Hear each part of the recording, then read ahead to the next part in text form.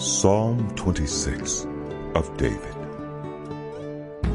Vindicate me, Lord, for I have led a blameless life. I have trusted in the Lord and have not faltered. Test me, Lord, and try me. Examine my heart and my mind. For I have always been mindful of your unfailing love and have lived in reliance on your faithfulness. I do not sit with the deceitful, nor do I associate with hypocrites. I abhor the assembly of evildoers and refuse to sit with the wicked.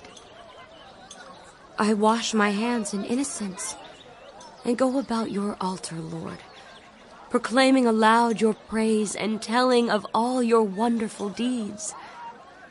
Lord, I love the house where you live, the place where your glory dwells.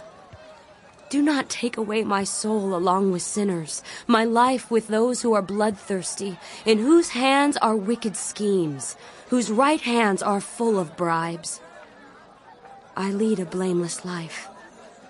Deliver me and be merciful to me. My feet stand on level ground. In the great congregation I will praise the Lord.